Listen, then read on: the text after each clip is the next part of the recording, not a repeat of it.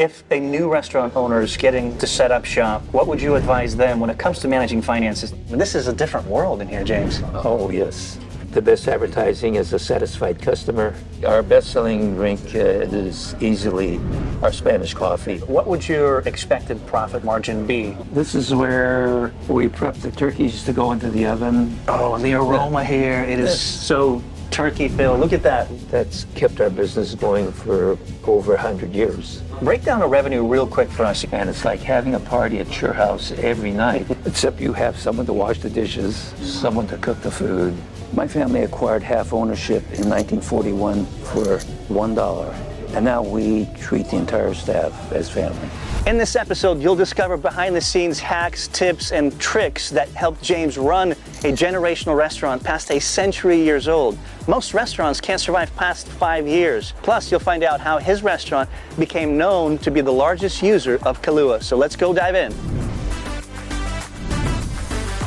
Tell us your story. Like, when did you get into the family restaurant business and why choose that career path?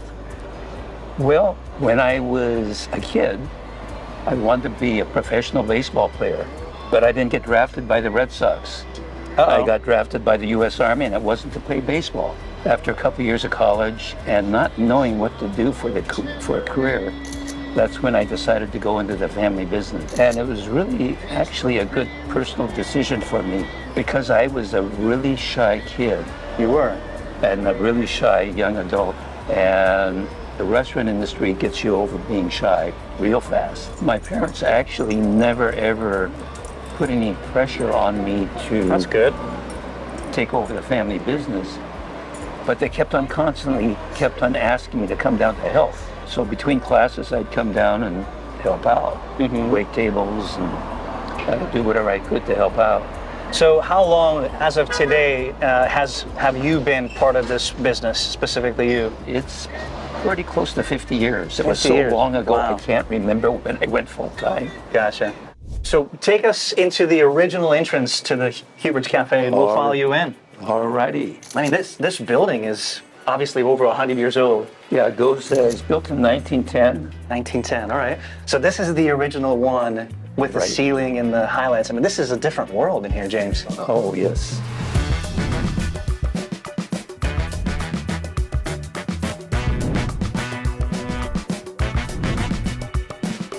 How have you responded to the current environment with regarding to rising costs? Have you had to change your menus because of that, or are you still kind of taking in the cost? And We have to raise prices with the minimum wage going up and also the difficulty getting staffing. It's hard to make a buck in the restaurant business. so, but you have to be very passionate to stay in it, just like you, right? For me, the enjoyable aspect of the restaurant business is you meet a lot of really nice people, and it's like having a party at your house every night, except you have someone to wash the dishes, someone to cook the food, someone to clean up afterwards. I think I'm going to start a restaurant once I retire a little bit later, because there's something about serving others food and seeing them enjoy it that just gives you a warm feeling. I'm sure they would resonate. Would you agree? Oh yeah.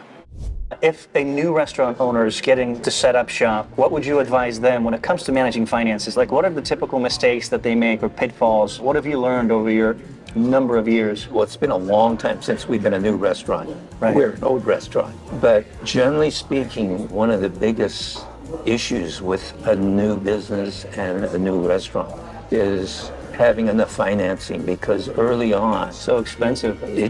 well, first off, yeah, you've got all the equipment expenses and the build out if you're a brick and mortar type restaurant. And then initially, it's going to be a losing proposition until a restaurant gets established. And Well, most don't survive for more than 5 years, and you're going on year Exactly. 123. right, the obvious is, well, you have to make sure your product is wholesome. Part of that is making sure the raw product is top quality. And then there's the other part of the equation, and that is maintaining your staff, not having turnover. When you have turnover, then you've got to retrain, and then you lose consistency as far as the way the product is produced and presented. Whereas if you maintain that staff, you don't have to constantly retrain.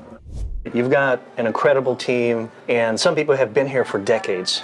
I'd love our audience to understand how that's achievable, like why that's important for really any restaurant. The important thing is making sure that when you hire people that they're a good fit, that they fulfill your needs and we fulfill their needs. The other thing about it is you got to show appreciation for the work that they do. And a couple of things that I do to try to show my appreciation for their work is, number one, I try to greet every employee when they come in by name, and let's see if they're working a double. I try to be sure to thank them for working extra. And then if they do something good, I'll say, Adelpho, beautiful job on that dessert. Or if they get a positive comment card, I'll say, Heidi, you got a really nice comment card. Way to go. Thanks for your effort. Just little things like that is important. Yeah.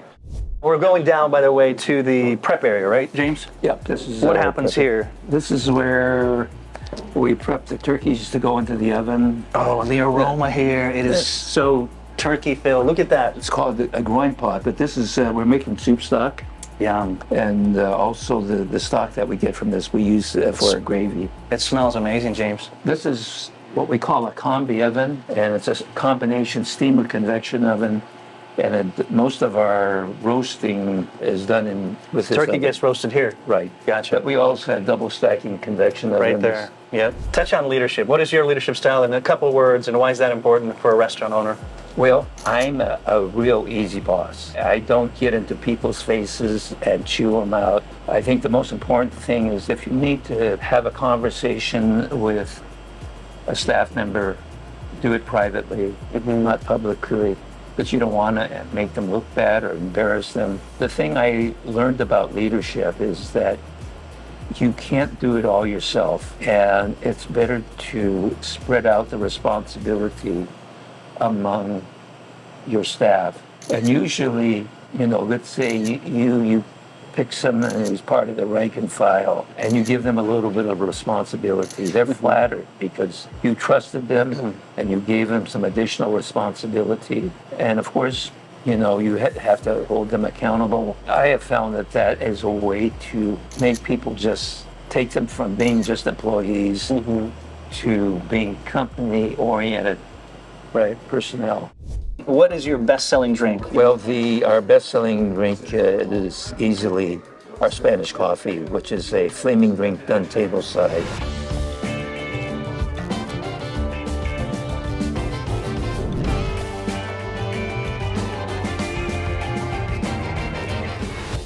"47 years ago, when we first started doing Spanish coffees, I had no idea that it would get this big. But today, we're the largest user of Kahlúa in the state. In the galaxy, too? Well, the galaxy also. But we're the largest user in the state, largest user of Kahlúa in the country, and by default, the largest user of Kahlúa in the world. Because America is the number one consumer. Exactly. Yeah. Do you have to have some kind of a certification for your bartenders to be able to make that drink? Because there's fire involved, there's potential hazard of this and that. Well, basically, there's no certification, and I don't train every single bartender. They learn from the other bartenders. So your bartenders went through a lot of Kahlúa before they mastered it, is my guess, right? Well, they learn through repetition. Right. By the way, you guys, my UpFlip team wanted me to attempt to make a Spanish, and after I saw it, I said, not even touching it. So thank you. Where is your revenue on a monthly basis today? We're running around 180 to 200,000. Almost 200K a month. Yeah. And for a restaurant in this location, I know it may vary from market to market, but what would your expected profit margin be after all said and done? Generally speaking, 5% is what a restaurateur. 5%? Yes. That's not super low. That's nothing. That's not a lot. Now, during the months of November and December, our profit margin is a little higher. It gets up to 10, maybe 12%. The rest of the year, if we're hitting 5, we're grateful to God for that. There are times when we're just break even. There are times when we lose money. I'm shocked. I mean, wow, 5%. I mean, obviously you can live off of that, but that's a low margin. Are you saying industry-wise, especially in these central hubs like Portland, it's expensive to operate? Well, yeah, it's industry-wide, I should say. All right. Comment below, guys. We'd love to see if you're a restaurant owner. Tell us what profit margins you're shooting for and actually achieving. We'd love to hear from you. And by the way, keep watching because later we're going to reveal how James and his team, they find reliable employees and how they treat them as family and why that's important to any restaurant. How do I say, Jim? Restaurateur? Restaurateur. Restaurateur. Thank you. You're teaching me something new today. Let's talk about food. Like, what's your specialty in food-wise, and what's unique about how you prepare it? Well, roast turkey is the house specialty. Ooh, okay. That sounds delicious. And we've been serving turkey going clear back to the saloon days. So that's one of the items on the menu that's been here almost from the beginning. Oh, yeah. That's goes pretty back cool. to the beginning. Give us a rundown on how the turkey's made. What's special about it? What's unique? Well, what's special about it is we use the whole bird. Most restaurants, they just get the keel, bone, breast in, and they just cook that. But here at Huber's, you can get turkey leg, turkey wings, turkey tails. We have the neck. We don't usually sell it as an entree. Yeah, and I can't see that doing well. But it does go into the stock pot. But the one of the things about the turkey neck is the meat is very tender. I saw one of your, I think, employees eating it, and it looked incredible. Maybe we should try it later. Tell us the story of the $1 purchase. Like, elaborate that story for us in a nutshell. Like, how did that happen? How did you buy this in the 1940s and get your footprint here? Well, Great Uncle Jim had worked for the Huber family for 49 years at that point. Mm-hmm. He was hired by Mr. Huber in 1891. Wow, 1891. Mr. Huber passed away in 1911, and the business was willed to his widow, Augusta Huber. But because Augusta Huber was a housewife and a mother, she didn't know anything about the bar business. She was like, no. So Great Uncle Jim managed the business for Augusta, and then in 1919, converted the saloon into a restaurant because of Prohibition. And then Augusta passed away in 1940. She willed the business to her son, John. And at that point, Great Uncle Jim asked John about becoming a partner in the business. And John Huber was so kind, gracious, and generous to my great uncle that he sold them half ownership for $1. Gotcha, so that's how you got it. Half ownership for $1. He would have probably have given him just half ownership, but in order to make the transaction legal, right, some money had to be exchanged. That's pretty cool. Break down the revenue real quick for us. You mentioned 180 to 200. How much is that food, and the rest is alcohol and anything else? Yeah, currently we're 60% food and 40% alcohol. Is that a good spot for you to be in, or do you want to kind of shift that a little bit, and which direction? Well, that's actually a good place to be because insurance companies don't like to insure restaurants and bars that are too heavy alcohol. I see. I didn't know that. All right. Rates go up, I'm guessing, or they just don't want to touch it? Well, rates go up, and they get concerned because restaurant and bars that are primarily alcohol, there's a greater risk of someone leaving and inebriated, getting into an accident. Getting sued for it? Getting sued, yeah. Yeah, that makes sense. So 60-40 is what your suggestion would be, kind of stay within that range. All right. Well, at least that works for us. Right. Excuse me. So you do these things for clients called Birthday Club Program. That's a loyalty program that you have. Walk us through it, and how effective is it in your restaurant? We get participation. Whether or not we have a birthday club or not, it's important to recognize people on their special occasions and, do something special for them. The birthday club does help us build a mailing list. Mm-hmm. And like I said, it gives us the opportunity to invite people in and have a meal on us.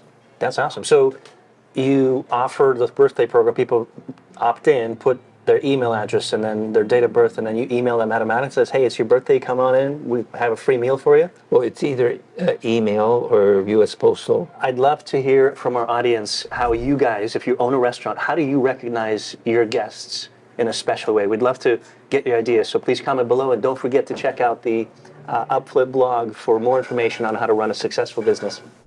What do you look for in an application or in a person, most importantly, when they walk in and sit down for an interview with you? Anything you've learned over 50 years that kind of just stands out, or what can you share on that? The aspect that I am most familiar with as far as hiring is hiring the front of the house staff. Mm-hmm. when it comes to hiring, say, a bartender or a server, if they smile a lot during the interview, that goes a long way. A smile is nonverbal communication saying to the other person, I like you and I'm glad you're here. That's the message you want to convey to your guests, is that you're glad that they're here and we're going to show you a good time. What kind of systems and tools, James, do you use to manage employees and maybe inventory, since we're standing here? Well, it's pretty much old school. Is it? We do a liquor inventory once a week, and then of course we do a monthly inventory, which is a little bit more thorough. We do have a software program. It's kind of dated, and it's called Food Tracks. Food Tracks, okay. And it Still exists, so you're using it. Well, yeah. It's a very old system, and there's newer software programs that are probably more efficient, but it took a long time for my brother David to upload it, get all that information in, so he is really attached to it.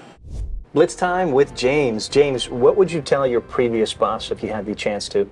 Thanks for the opportunity. Awesome. If something happens to you, meaning you can't come to the restaurant anymore and operate and do what you're doing, what will happen to your business? Actually, nothing. It'll keep going. It'll keep going. Awesome. What's the biggest misconception people have about your position here? They think I work all the time. That's not true? Nope. Have you come up with a slogan for 2020? I wish it hadn't happened. There you go. That's a good slogan. What do you want to highlight here? Like, the ceiling is incredible. Like, how do you maintain all this? And really, what's unique about where we are right now? What do you want to highlight? This space is one of the most dynamic restaurant spaces in the country. Of course, the skylight is spectacular.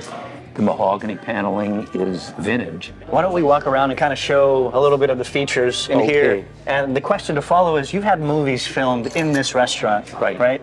So tell our audience who have other restaurant businesses, for example, what are the pros and cons, and how did that happen for you? How did movies end up filming actual Hollywood? First off, Huber's is very photogenic. Looks great on camera. But some of our clientele are involved in the movie industry. And when a movie company comes to town, they think of Huber's first. Yeah. Because, like I say, we're so photogenic, and the space, the design is so dynamic. Did that help your business in any way? Well, it does help. Obviously exposure. On the other hand, we're in the food and beverage business. We're not in the movie business. And I always hate to have to tell guests, we're closed for today, we're doing a movie. Oh, wow. Is that reason why you stopped doing movies? Because you just felt bad telling no to your customers? Well, yeah. If someone wants to shoot a scene here at Huber's, it has to be during the time that we're closed. I see.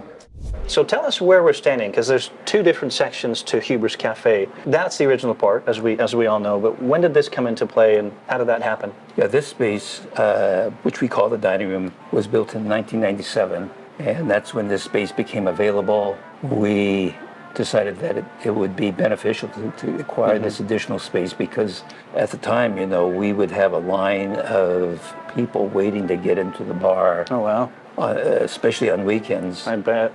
And some people would tell us, they would drive by 3rd Avenue, and if they see a line, they would just keep driving. So you just wanted to expand for more room. So we wanted to get all those people in line inside Huber's. You're missing the business. They're driving by, right? Right. It's like, no, stop, spend some money, enjoy the good food. James, let's quickly just touch on the kind of tools you use to manage the restaurant's finances. What are you using? What is it costing you per month to manage that? Well, we are a little bit behind the times when it comes to accounting tools and technology. We have a person, Lisa, and she goes through our checkbook, and she's the one who prepares information for our public accountant, who does our financial statements. Now, we are still shopping for accounting software. You are, all right. And we're considering QuickBooks. There's also accounting software called Peachtree. But yeah, we're interested in something that is going to make things a little bit easier. So you're kind of keeping it old school for now. I would say old school, or not as up to date as you mentioned. Right. Okay. Well, guys, if you want to comment below and help James out in terms of what's really working for you, we'd greatly appreciate it. How many total employees do you have right now with Huber's? We have about 40. Wow, that's a pretty large team. Yeah. And what employee stayed with you for the longest? How many years? Well, John Pierce has been with us for 40 years. Wow. He's one of our bartenders. He's on medical leave right now. And he wants to come back once he heals from his surgery. I'm not sure if he's going to be able to still tend bar. Got it. Being a bartender, you're on your feet a lot. Yeah, well, 40 years has been enough. I think he's maybe going to close a chapter, but it's been good 40 years. And then I have to mention Yoko, who is no longer working for Huber's, but she was here for over 40 years. She was a perfect fit for us. She was a mom with 2 sons, and when her sons got to be school age, she didn't want to be sitting home by herself. Someone suggested she apply for work at Huber's. She came in, my mom hired her, and she stayed for 40 years, even after her sons got out of school. That's incredible. That's the kind of loyalty you want with your employees and your team at your restaurant. Let's talk about, if at all, do you do any kind of advertising or print advertising to attract new customers, or are you just known so much that people know and they run to you? We do a little bit of social media type advertising, but I'm kind of old school that the best advertising is a satisfied customer, and things like UpFlip. God sent you here so to help us promote our business. That's right. And so that's how God has blessed us and kept our business going for over 100 years. How often do you change the menu in terms of what you offer? And what does that process look like for you and your team? What can you highlight for us on that? Yeah, we don't change the menu that often, especially our roast turkey. If we can't change our house specialty. But then the other entrees on the menu, they're just basically our core menu, and we have a following, and these are the things that sell for us. The thing about choosing formulating the menu, the main thing is either have something that nobody else has. Very unique. Or prepare it better than anybody else in the city. That's it. 2 things. 2 things, yeah. Okay. We're now here at the bar officially, right? This is your bar. Tell us about that unique item there and its history. Just curious. Well, that brass cash register goes back to August 4th, 1910, and it was actually purchased by Frank Huber. It was not an antique that we picked up somewhere. That makes sense. It was purchased by Frank Huber. Do you guys still use it? No, we gone modern, and so we have. Yeah, modern's boring a little bit, isn't it? Electronic point of sale system, but it still works. Currently, it's a little. The keys are jammed up, but I can fix it. I want to pan our camera to James's brother, who's the other partner. Oh. That's the other brother partner for the restaurant. So good to see you, David.